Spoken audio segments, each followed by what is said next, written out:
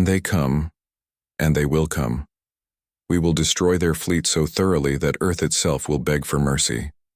The Vakroth began the largest The human fleet gathered at the edge of Vakroth space like a storm waiting to break. 400 ships hung in the darkness, running silent, preparing for the largest military operation in human history. Every vessel carried crews who had trained for this moment. Every captain had studied the plans until they could recite them in their sleep.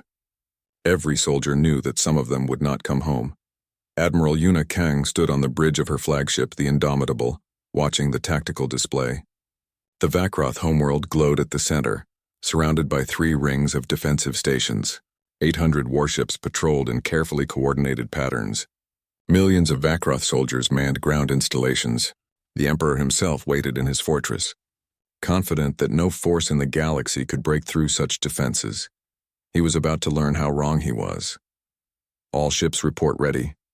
Admiral, Lieutenant Mina Choi announced from her station. She had transferred to the Indomitable specifically for this battle, wanting to be at the center of the action. Captain Park, Yuna asked. Captain Jiho Park, commanding the Resilience in the Vanguard position, replied immediately. Strike force is in position. We're ready to begin, Commander Bayek. Commander Taewon Baek, leading the Special Forces teams, confirmed his readiness. Marines are loaded and itching for a fight, Admiral. Just say the word. Yuna took a deep breath. This was it. Everything humanity had fought for, everything they had sacrificed, came down to the next few days. All ships, she announced over the fleet channel. We are not here for conquest. We are not here for revenge.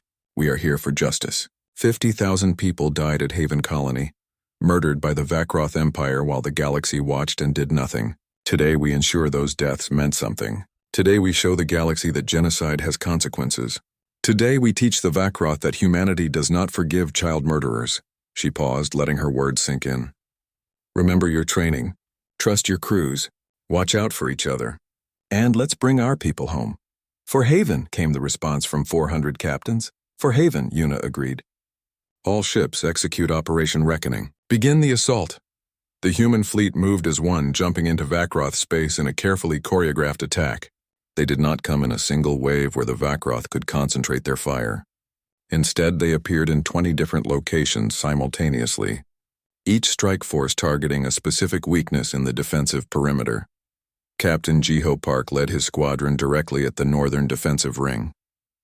The Vakroth stations opened fire immediately, filling space with energy beams and missiles, but the human ships were already dancing through the defensive fire, using maneuvers that pushed their crews to the edge of consciousness. Mina, target the power conduits, Jiho ordered, watching the tactical display. We don't need to destroy these stations. We just need to disable them. Understood, Mina replied, her fingers flying across her console. Firing solution locked. All ships concentrate fire on marked targets. Human weapons designed by engineers who had studied every flaw in Vakroth technology struck with surgical precision. Power conduits exploded. Shield generators overloaded. Within minutes, 6 defensive stations went dark, but the Vakroth had numbers on their side. For every station disabled, 2 more opened fire. Jiho watched one of his escorts take a direct hit, the ship breaking apart as atmosphere vented into space. Rescue teams dispatched, Mina reported quietly. Continuing the assault. This was the reality of war that politicians never talked about. Good people died. Brave crews gave their lives so others could complete the mission. Jiho had to force himself to focus on the battle, not on the names of the dead. On the Eastern Front, Lieutenant Jiwon Han led her fighter squadron through hell. The space between the defensive rings was a death trap of overlapping fire, but fighters were small and fast. They could slip through gaps that larger ships couldn't reach. Gold Squadron, follow my lead, she called, rolling her fighter through a gap in the defensive fire. Behind her, 20 pilots matched her maneuvers with perfect precision. Their target was a Vakroth command ship coordinating the eastern defenses. Take it out and the entire sector would fall into chaos. Jiwon armed her weapons and focused on the task ahead. Defensive fire intensified as the Vakroth realized what she was attempting. 2 of her squadron died before they could evade. Jiwon gritted her teeth and kept flying. She reached the command ship and released her entire payload of missiles. The explosions tore through the ship's bridge, killing the command staff instantly. The eastern defenses faltered as subordinate commanders scrambled to take control. Target destroyed. G1 reported, her voice shaking slightly. Returning to carrier. Good work, Gold Leader, came the response. We're opening a hole in their line. On the ground level, things were about to get even more intense. While the fleet battled in space, Commander Taewon Bayek and his special forces were preparing for the most dangerous mission of the war. The Vakroth planetary shield generators were buried deep underground, protected by bunkers designed to withstand orbital bombardment. Taking them out from space was impossible, which meant someone had to go down there and do it the hard way. Taewon's teams rode in stealth dropships that screamed through the atmosphere, dodging surface-to-air fire. Half of them would never make it to the ground, but the ones who did would change the course of the battle. 30 seconds to landing, the pilot announced. Brace for impact. The dropship hit the ground hard and the rear door exploded open. Taewon and his Marines poured out into a Vakroth military base, their powered armor already taking fire from every direction. Suppressing fire. Taewon ordered. Clear the landing zone. Human weapons tore through Vakroth defensive positions. The Marines advanced in perfect coordination, covering each other's movements using tactics refined through centuries of human warfare. The Vakroth were brave, but they had never faced enemies like this. Taewon's team fought their way through 3 defensive lines to reach the shield generator entrance. The massive blast doors were designed to stop tanks. Taewon placed shaped charges and stepped back. Fire in the hole! The explosion shook the ground. The doors collapsed inward, creating a gap just large enough for Marines in power armor to squeeze through. Inside now, Taewon shouted. We've got maybe 5 minutes before they send reinforcements. The team descended into the shield facility, fighting through corridors filled with Vakroth soldiers. Every corner was a potential ambush. Every room held enemies, but the Marines pressed forward, knowing that the entire fleet depended on them. They reached the generator room to find 30 Vakroth guards waiting in defensive positions. Taewon assessed the situation in seconds. Flashbangs and assault, he ordered. No time for subtlety. The Marines threw grenades and charged. The firefight was brief and brutal. When it ended, the shield generator stood undefended. Plant the charges, Taewon said. We've got 2 minutes. His demolitions expert, a young Marine named Sergeant Inha Kwan, worked with steady hands despite the chaos. Charges set, sir. Timer running. Everyone out. Move, move, move. The team sprinted back through the facility, fighting past Vakroth reinforcements who had finally arrived. They made it to the surface just as the charges detonated. The explosion rippled through the underground facility. Above them, the planetary shields flickered and died. Admiral, this is Taewon, he reported, breathing hard. Primary shield generator is down. You have a window. On the Indomitable, Admiral Yuna Kang smiled grimly. All heavy cruisers commence bombardment. Target the remaining shield generators. I want that planet wide open. Human ships that had been holding back unleashed their full firepower. Without the planetary shields, the remaining generator sites were vulnerable. One by one, they disappeared in clouds of fire and debris. The Vakroth homeworld lay exposed. The Emperor, watching from his fortress, felt something he had never experienced before. Fear. The humans were supposed to break against his defenses. They were supposed to be overwhelmed by superior numbers. Instead, they were systematically destroying everything he had built. Send all remaining ships, he commanded. I don't care about losses, stop them. The Vakroth fleet converged on the human positions, abandoning their defensive formations for an all-out assault. Numbers were their advantage. 800 ships against 400. They would crush the humans through sheer weight of firepower. But Admiral Yuna Kang had planned for this moment. All ships withdraw to Rally Point Delta, she ordered. Execute Formation Sierra. The human fleet suddenly broke off their attacks and retreated to a predetermined position. The Vakroth, sensing victory, pursued eagerly. Their fleet condensed, ships clustering together as they chased the apparently fleeing humans. They flew directly into the trap. Now, Yuna said quietly, 50 human ships that had been hiding in the outer system, running completely silent, suddenly activated. They had been there for hours, waiting for this exact moment, and they carried humanity's most devastating weapons. Nuclear missiles launched from every hidden ship, not the small tactical weapons used in normal combat, but strategic warheads designed to destroy cities, hundreds of them, all targeted at the condensed Vaker. The Galactic Council chamber had never been so full. Every species, major and minor, had sent representatives. Some came out of curiosity. Others came out of fear. All of them came because humanity's war against the Vakroth Empire had become impossible to ignore. Counselor Narration sat in the human delegation's seat, watching the various species file in. She was younger than Ambassador Sumin Lee, only 35, but she had been chosen specifically for this moment. While Sumin had been the voice of peace, Nari was meant to be the voice of war. She understood power, she understood fear, and she understood how to use both. The Vakroth ambassador stood to address the council. He looked different now, less arrogant, more desperate. In 3 weeks of fighting, humanity had destroyed or captured nearly a quarter of the Vakroth military fleet. Raids continued daily. No Vakroth installation was safe. No convoy was secure. The human attacks must stop, the ambassador declared. They violate every principle of civilized warfare. They strike without warning. They use weapons banned by Galactic Convention. They refuse to negotiate or even communicate their demands. Nari stood slowly, and the chamber fell silent. Everyone wanted to hear what humanity would say. The Vakroth Empire murdered 50,000 humans, she began, her voice calm and clear, men, women, and children. They did this without warning, without provocation, without mercy, and when we asked for justice, this council told us to negotiate. She walked to the center of the chamber where everyone could see her. So let me be clear about humanity's position. We did not start this war. We did not want this war. But since the Vakroth forced it upon us, we will finish it, and we will not stop until they face justice for what they did. The Vakroth ambassador tried to interrupt, but Nari talked over him. You want to talk about civilized warfare? About banned weapons? Where was this concern when the Vakroth burned Haven Colony? Where were these principles when our children died screaming? Silence filled the chamber. I'll tell you where they were, Nari continued. Nowhere.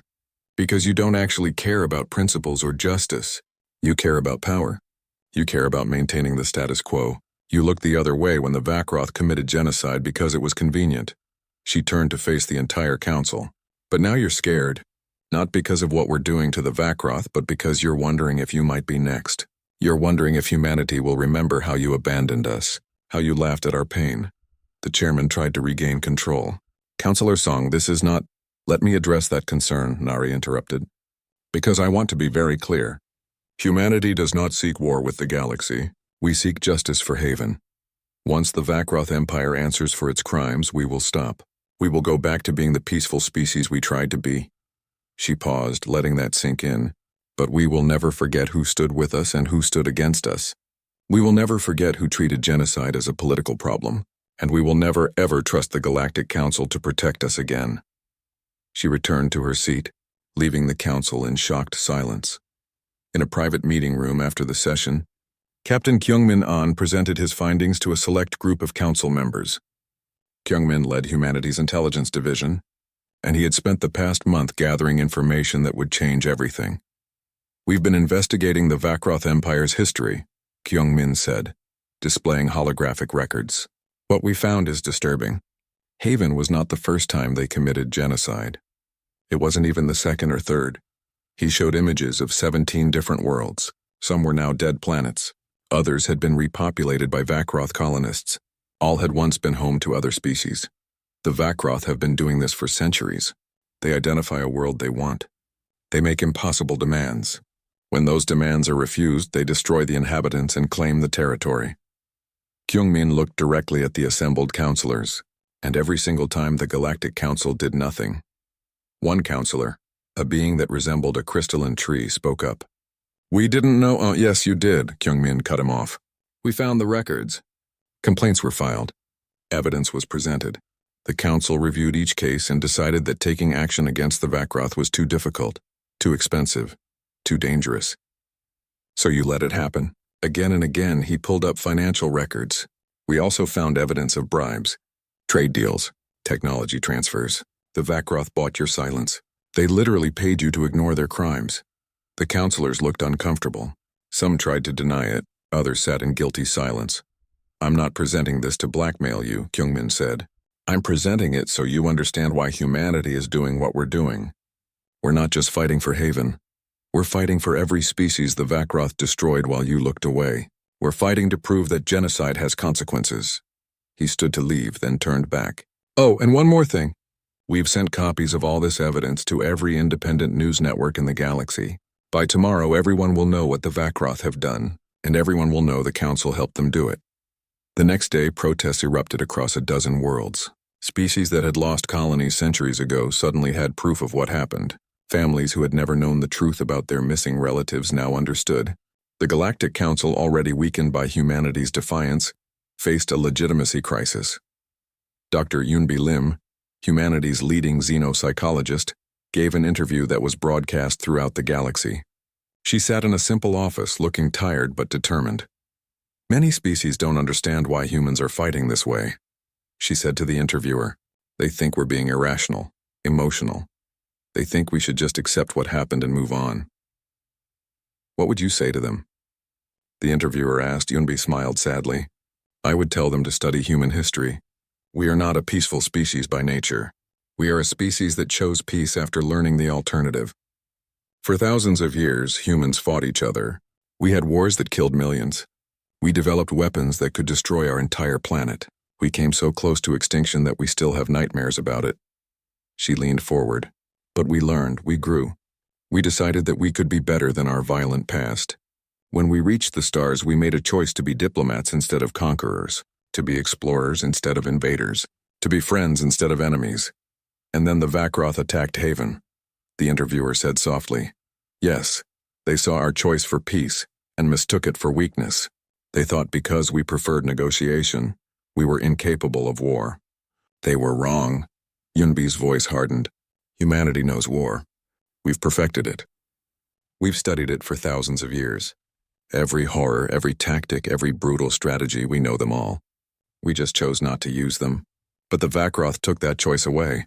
Some say humanity is being too harsh," the interviewer noted. "Too harsh?" Yunbi laughed bitterly. "The Vakroth murdered 50,000 civilians. They targeted children. They burned an entire world. And we're being too harsh because we're destroying military targets, because we're capturing soldiers instead of killing them, because we're following the actual rules of war while the Vakroth never did." She stood up, her eyes blazing. "Let me make this clear for anyone watching. Humanity is showing restraint. Every Vakroth soldier we've captured is alive and being treated according to military law. Every raid we conduct targets military installations, not civilian populations. We are still being civilized, even in war.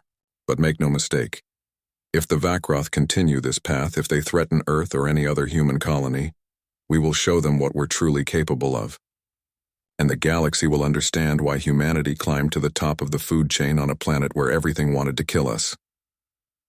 The interview went viral. Species that had dismissed humanity as weak newcomers began to reconsider. Some quietly reached out to human representatives offering support, intelligence sharing, supply routes, safe harbors for human ships. Not everyone helped out of moral conviction. Some did it because they feared the Vakroth. Others did it because they saw an opportunity to weaken a rival empire. But the result was the same. Humanity was no longer fighting completely alone. The Vakroth Empire called for emergency allies, traditional partners who had fought alongside them in previous wars. But one by one those allies declined. Some cited political reasons. Others mentioned treaty obligations. The truth was simpler. Nobody wanted to fight humanity. Nobody wanted to risk becoming the next target. The Vakroth had spent centuries building a reputation as unstoppable conquerors. Humanity had shattered that reputation in 3 weeks. On the Vakroth homeworld, the Imperial High Command finally accepted the truth. They could not win a guerrilla war against humanity. Human forces were too mobile, too unpredictable, too effective. Every day brought new losses. Every week saw another installation destroyed. The Emperor gathered his top military leaders for a critical meeting. "We need to end this," he said. "Not by losing. By forcing them to come to us, sir." One general asked, "The humans want justice. They want us to answer for Haven." The Emperor's eyes glowed with cold fire. "Then let them come and take it. We will fortify the homeworld. Bring in every ship we have. Build defenses that even humans cannot penetrate. And you're going to regret every life you took at Haven." The Vakroth military command was in the middle of a celebration when the humans struck. They had gathered at Fortress Krenoth, one of their oldest and most secure bases, to commemorate their victory over Haven. Wine flowed freely. Officers boasted about how quickly the colony had burned. Some even joked about the messages of distress they had intercepted from the dying humans. They never saw the attack coming. Captain Jiho Park's fleet dropped out of faster-than-light travel at the edge of the system, exactly where Vakroth sensors had a known blind spot. Human intelligence had been studying Vakroth military systems for weeks, finding every weakness, every gap, every flaw. All ships maintain communication silence, Jiho ordered. Weapons cold until we're in position. Navigation. Activate stealth systems. The Resilience and 20 other human ships glided through space like ghosts. They were not the biggest ships or the most powerful, but they were invisible to Vakroth sensors, a technology humans had perfected decades ago for exploring dangerous systems. Lieutenant Mina Choi monitored the tactical display from her station. Enemy fleet detected, 12 warships in dock. Orbital defense platforms active. Station shields at full strength. Show me the station layout, Jiho said. A hologram appeared, displaying Fortress Krenoth in detail. It was massive, built into an asteroid bristling with weapons. Under normal circumstances, attacking it would be suicide. Engineering, Jiho called. Status on the kinetic package? Ready, Captain, came the reply. Though I still think this is crazy. Crazy is what they won't expect, Jiho said. He opened a channel to the fleet. All ships, this is Park. Remember the plan. Hit them hard, hit them fast, and make them hurt. For Haven. For Haven, 20 captains replied in unison. The first indication the Vakroth had that something was wrong came when 3 of their orbital defense platforms simply exploded. No warning. No incoming fire detected. Just sudden, catastrophic destruction. In Fortress Krenoth's command center, alarms began screaming. Operators scrambled to understand what was happening. Sir, we've lost platforms 7, 9, and 14, a sensor operator shouted. What hit them? The base commander demanded. Unknown, sir, we're detecting no weapons fire, no ships. He never finished the sentence. A chunk of metal moving at 15% the speed of light struck Fortress Krenoth's shield generators. The impact released energy equivalent to a small nuclear weapon. The shields flickered and died. Now, Jiho commanded. 20 human ships decloaked simultaneously, their weapons already firing. Missiles streaked toward docked Vakroth warships. Energy beams carved through armor. Point defense systems came alive, filling space with deadly precision fire. The Vakroth tried to respond, but they were drunk, celebrating, unprepared. Their ships were powered down. Crews were scattered throughout the station. By the time they realized they were under attack, half their fleet was already burning. Lieutenant Jiwon Han led the fighter wing in through the chaos. She was 24 years old, had been a pilot for 3 years, and had trained her entire life for this moment. Her fighter was small, fast, and equipped with weapons that older species had deemed unnecessarily destructive. Gold Squadron, follow me in, she called to her wing. Target their command ship. I want it crippled, not destroyed. We need prisoners. Her squadron dove toward the Vakroth flagship, dodging defensive fire. The Vakroth gunners were good, but they were used to fighting other species who flew in predictable patterns. Humans flew like they were insane, making maneuvers that should have been impossible. Jiwon rolled her fighter through a gap in the point defense fire, lined up her shot, and released a spread of specialized missiles. They weren't explosive. They were electronic warfare packages that would fry every computer system in the target ship. The missiles impacted, and the Vakroth flagship went dark. Dead in space, defenseless. Target disabled, Jiwon reported, moving to next target. On the Resilience, Mina Choi was coordinating the battle with the cold precision of someone who had lost family at Haven. Every shot she ordered was calculated for maximum damage. Every target she selected was chosen to cause chaos in the Vakroth command structure. Enemy reinforcements incoming, she reported. 4 more warships jumping in from the inner system. Time to intercept? Jiho asked. 3 minutes. Tell Commander Taewon he has 3 minutes to take the station. In the assault ship Ghost Runner, Commander Taewon Bayek and his Special Forces team were already burning toward Fortress Krenoth. Taewon had spent 20 years in special operations. He had conducted missions on 3 different worlds. He knew exactly how to take a defended position. Breach charges ready. he called to his team. Remember, we want the command staff alive. Everyone else is acceptable losses. The Ghost Runner slammed into Fortress Krenoth's hull, and the breach charges detonated. Taewon and 30 Marines in powered armor poured through the hole into the station. The Vakroth guards never had a chance. Human combat armor was designed for urban warfare on Earth, where soldiers might face anything from insurgents to tanks. Against Vakroth infantry, it was overwhelming. Armor that could stop anti-tank rounds, weapons that could punch through steel walls, enhanced strength that let humans rip through barriers like paper. Taewon led his team through the station corridors, following the map Mina had provided. They knew exactly where the command center was. They knew exactly how many guards stood between them and their targets. The battle was brief and brutal. Vakroth soldiers fired desperately at the advancing humans, but their weapons barely scratched the armor. Human return fire was devastating. In 5 minutes, Taewon's team had cut through 3 defensive positions and reached the command center doors. Breach and clear, Taewon ordered. The doors exploded inward. Stun grenades filled the room with blinding light and deafening noise. The Marines swept in, weapons ready. The Vakroth base commander reached for his sidearm. A Marine shot it out of his hand, not killing him, just disarming him.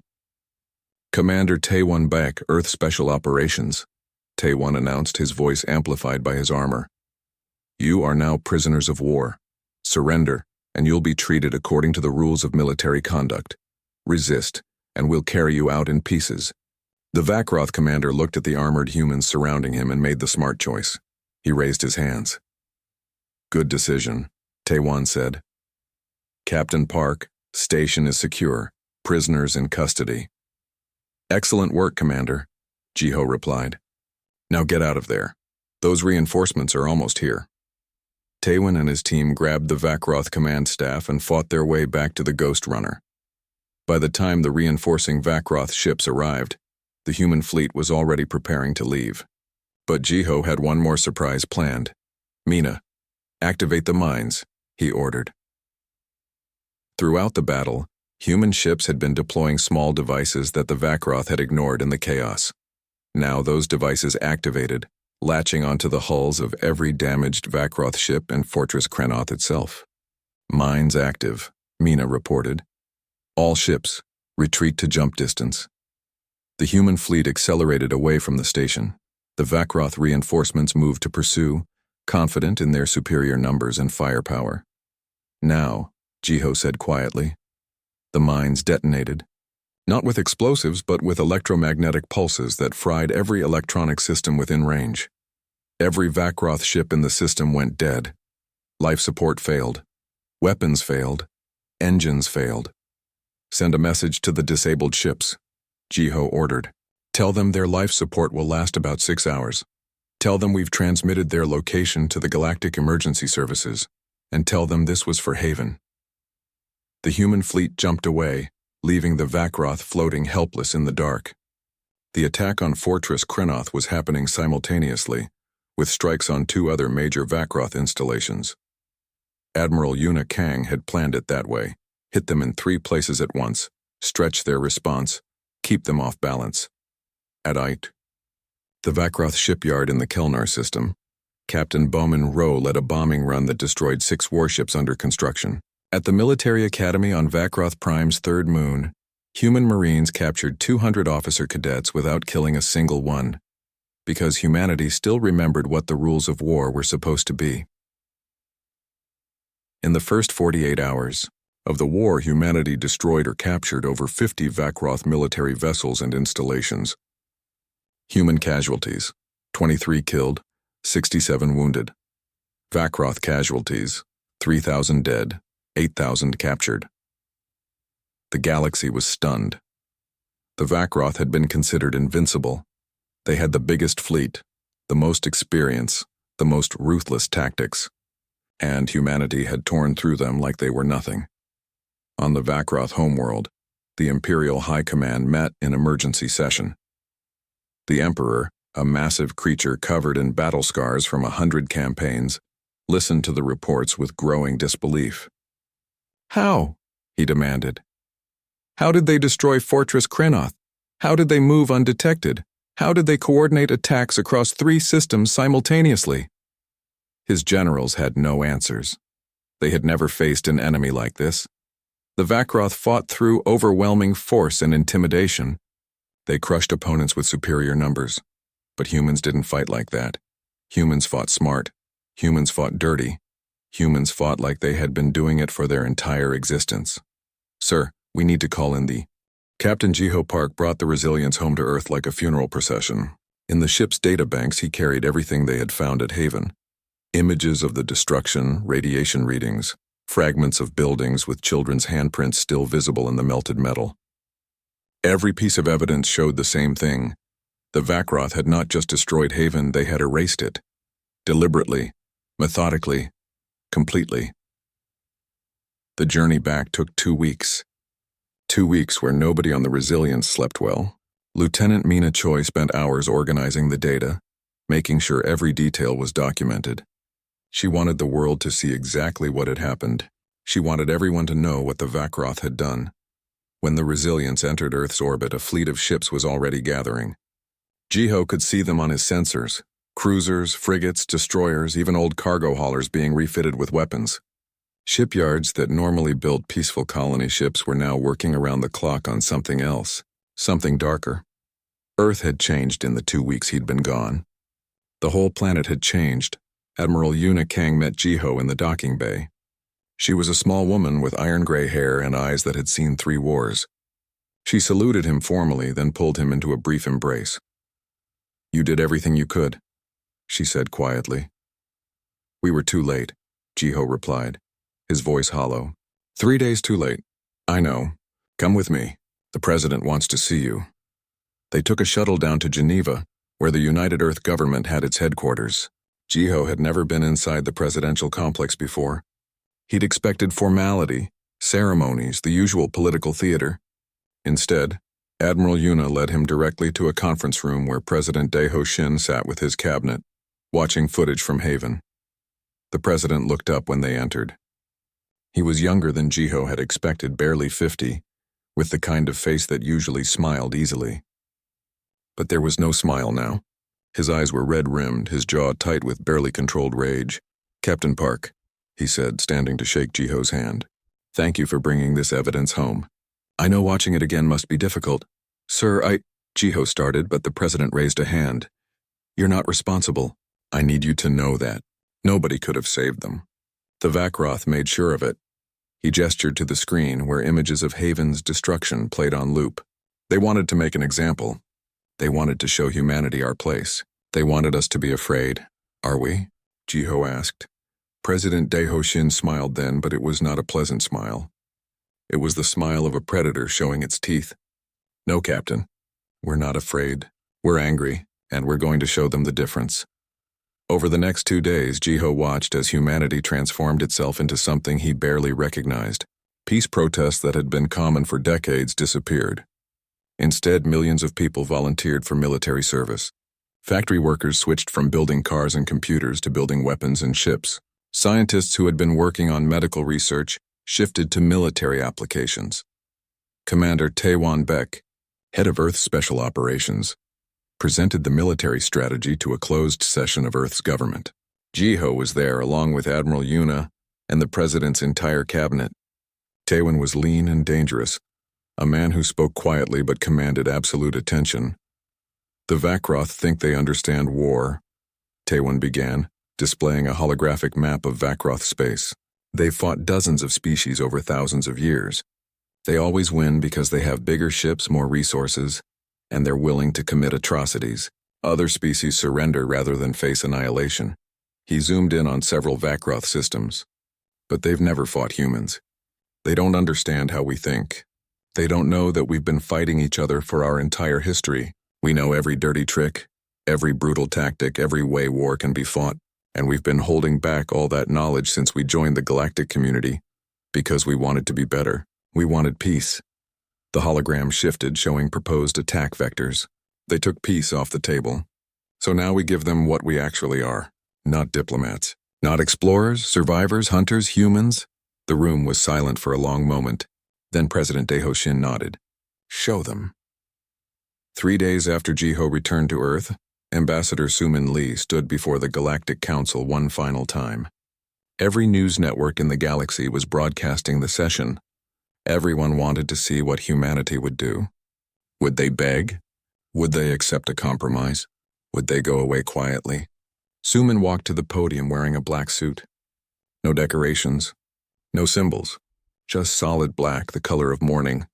50,000 humans lived on Haven Colony, she began, her voice carrying through the vast chamber. Scientists, farmers, teachers, children, they harmed no one. They asked only to live in peace. The Vakroth Empire murdered them all.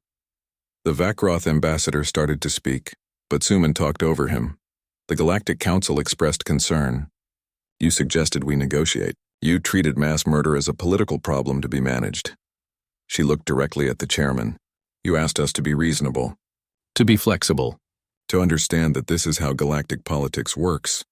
She pulled out a datapad and began reading names. Yeon Kim, age 42. His daughter Yuna Kim, age 7. Sergeant Marcus Thompson, age 30. His wife Laura, age 28. Their sons Daniel, age 5, and Peter, age 3. She read for 10 minutes. 50 names. 100. 200. Every name was a person. Every person had a family, friends, dreams, a life that had been stolen. Finally, she stopped and looked up at the council. I could keep going. I have 50,000 names. But I think you understand. These were people. Living, breathing, feeling people. And you told us to negotiate with their murderers. The chamber was dead silent. Here is humanity's position, Sumin said. The Vakroth Empire will surrender those responsible for Haven's destruction. They will stand trial for genocide. The Vakroth will pay full reparations to every family affected, and they will submit to galactic oversight to ensure this never happens again. The Vakroth ambassador laughed. Actually laughed. Surrender. Pay reparations to humans. You're even more foolish than we thought. We are the Vakroth Empire. We control a quarter of the galaxy. Your entire species could fit in one sector of our territory. You have, 50 warships? We have thousands. Then you'll need them, Sumin said quietly. The Vakroth ambassador's laughter died. Are you threatening us? You dare threaten the Vakroth Empire? No, Sumin said. I'm not threatening you. I'm telling you what's going to happen. You killed our children. You laughed about it. You thought we would accept this. You were wrong. She turned to address the entire council. For 70 years, humanity has tried to be good galactic citizens. We followed your rules. We respected your traditions. We tried diplomacy first, always. We did this because we wanted to be better than our history. We wanted to prove we had evolved beyond our violent past. Her voice hardened. But you mistook our choice for weakness. You thought because we preferred peace, we were incapable of war. You thought because we negotiated, we were soft. You forgot that we chose diplomacy. We chose peace. Those were choices, not limitations. What are you saying? The chairman asked nervously. I'm saying we're done choosing peace. The Vakroth wanted war. They'll get war. A war they can't imagine. A war they can't comprehend. Because humanity doesn't negotiate with child murderers. We erase them. The chamber erupted in shocked voices. Some species demanded Sumin be censured. Others called for sanctions against humanity. The Vakroth ambassador was shouting threats promising to destroy Earth itself. Through it all, Sumin stood quietly at the podium, waiting. Finally, the chairman restored order. Ambassador Lee, the council cannot support military action. If humanity attacks the Vakroth Empire, you will stand alone. No aid, no support. And if you lose, the council will not protect you from the consequences. We understand, Sumin said. We've always understood that we stand alone. Every species here watched the Vakroth commit genocide. You did nothing. You suggested we negotiate. We know exactly what your support is worth. She gathered her things and prepared to leave. At the door, she turned back one final time. Tell your children to remember this day.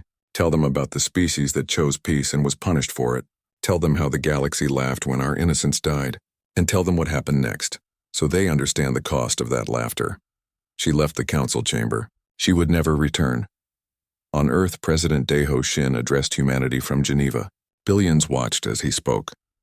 Today, our ambassador delivered our final message to the Galactic Council. They have chosen to side with murderers over victims. So be it. We will fight alone if we must. We will fight with everything we have. We will fight until the Vakroth Empire faces justice, or until we are destroyed trying." He paused, looking directly into the camera. "Make no mistake, this will be costly. We will lose people we love. We will sacrifice much. But we will not bow to those who slaughter children. We will not negotiate with genocidal monsters. We will show the galaxy what happens when you awaken humanity's wrath. To the Vakroth Empire, you wanted to teach us our place. Consider this your lesson. You're about to learn what humans do to those who murder our young. You're about to discover why we were once the most dangerous species on our planet." The morning sun rose over Haven Colony like it had every morning for the past 12 years. Children ran through the streets on their way to school. Farmers checked their crops in the vast fields that stretched toward the horizon. Scientists in the research center analyzed soil samples, excited about their latest discoveries. Haven was everything humanity had dreamed of when they first reached for the stars, a peaceful world where families could build new lives far from Earth's crowded cities. Dr. Hyun Kim stood on the observation deck of the research center, watching his daughter play in the gardens below. She was laughing with her friends, chasing each other around the fountain. He smiled. This was why he had volunteered to come to Haven. Here, children could grow up under open skies, breathing clean air, living without fear. 50,000 humans called Haven home. They had spent years terraforming the planet, turning barren rock into fertile land. Every street, every building, every park had been built with their own hands. The colony was their masterpiece, their gift to future generations. 300 light-years away, Ambassador Suman Lee sat in the Galactic Council chamber, trying to hide her growing frustration. The council chamber was enormous, designed to hold representatives from 40 different species. Today she stood alone at the human podium, addressing beings who had ruled the galaxy for thousands of years before humans ever left Earth. "The Vakroth Empire has issued threats against Haven Colony," Suman said, keeping her voice steady. "They claim ancient territorial rights to the system, but our survey showed no prior claims when we settled there 12 years ago. We followed every protocol. We filed every document. Haven is legally ours." The Vakroth ambassador rose from his seat. He was tall, covered in dark scales, with eyes that burned like hot coals. "Legal," he hissed. "You speak of laws written by children. The Vakroth controlled that region of space long before your species discovered fire. We generously allowed you time to leave. That time has expired." Murmurs rippled through the council chamber. Some species seemed concerned, but others looked amused. Humanity was new to galactic politics, barely 70 years since first contact. Many older species saw them as upstarts who needed to learn their place. The council chairman, a being that looked like a floating jellyfish with too many tentacles, spoke in a voice that sounded like wind chimes. "Ambassador Lee, perhaps a compromise could be reached? The Vakroth are known for their firm positions. Surely humanity could relocate to another system. The galaxy is vast." Suman felt her hands clench at her sides. "Relocate? You're asking 50,000 people to abandon their homes? The farms they've built? The lives they've made? Because someone suddenly remembers ancient claims they never bothered to file? We understand your frustration," the chairman said, his tone dripping with condescension. "But humanity must learn that galactic politics requires flexibility. The Vakroth Empire controls a quarter of the galaxy. They are influential. Perhaps if you negotiate—" "We've tried negotiating," Suman interrupted. "They refuse to even discuss it. They simply demand we leave or face consequences." The Vakroth ambassador laughed, a sound like grinding metal. "Consequences," she says. "As if humanity could resist us. You have been warned, Ambassador. What happens next is on your conscience." He turned and left the chamber. Several other species followed him. Suman stood alone, watching them go, a cold feeling spreading through her chest. She sent an urgent message to Earth. "Vakroth refusing all diplomatic solutions. Recommend immediate evacuation of Haven Colony." The response came back within hours. "Evacuation impossible. Transport ship 6 weeks away. Haven Defense Frigate Resilience en route, arriving in 4 days. Continue diplomatic efforts." 4 days, Suman thought. She had 4 days to find a solution. She didn't get 4 hours. Captain Jiho Park was 3 days out from Haven when the emergency signal reached his ship. The Resilience was humanity's newest frigate, fast and well-armed by human standards. but compared to the massive warships of older species, she was barely a patrol boat. Jiho had been reassigned to Haven 3 weeks ago. He'd been looking forward to it. A quiet posting protecting a peaceful colony, a chance to see what humanity was building out here on the frontier. His crew of 80 was young, eager, well-trained. Most had never seen combat beyond simulations. When the signal came through, Jiho was reviewing supply manifests in his ready room. The urgent beeping made him look up. His blood turned to ice as he read the message. "All hands, battle stations," he shouted into the ship-wide comm. "Engineering, I need maximum speed. Navigation, plot the fastest course to Haven. Tactical, ready all weapons." Lieutenant Mina Choi rushed onto the bridge, still fastening her uniform. "Sir, what's happening?" "The Vakroth," Jiho said, his voice tight. "They're attacking Haven." The bridge fell silent. Everyone stared at their captain. "Sir, how many ships?" Mina asked. Jiho checked the report again. Initial scans showed 12 Vakroth warships entering the system. That was 20 minutes ago. We've lost contact with Haven since then. 12 warships against an unarmed colony. Against children and farmers and scientists who had never hurt anyone. "Can we make it in time?" someone asked. Jiho looked at the numbers. 3 days at maximum speed. He activated the ship-wide comm again. "Engineering, I don't care about safety margins. I don't care about regulations. Push the engines beyond redline if you have to. We need to get there faster."